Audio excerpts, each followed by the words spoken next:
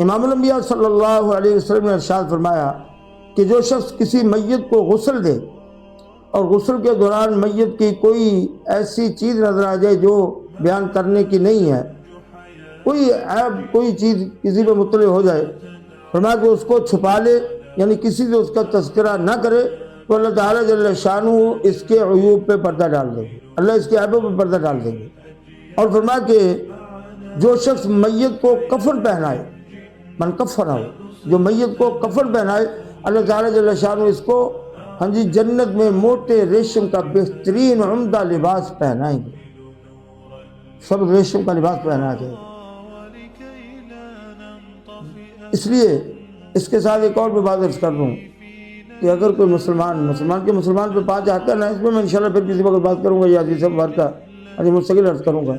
ان میں سے ایک یہ بھی ہے کہ مسلمان جب فوت ہو جائے تو اس کے جنازے میں چلے، یہ مسلمان کا حق ہے، اس کو کفن دفن یہ مسلمان پہ حق ہے۔ اللہ جل شانہ سب کے اعزاء اقربا کی حفاظت فرمائے۔ اگر کوئی کہیں ہمارے ملنے جلنے والوں میں تعلق والوں میں فوت ہو جائے، کوشش فرمائیں اس کو غسل دینے کی، اس کو کفن دینے کی، بہت اجر کی اور بڑے ہی وہ سعادت کی بات ہے۔ اللہ جل شانہ میں نصیب فرمائے۔ السلام علیکم ورحمۃ اللہ وبرکاتہ۔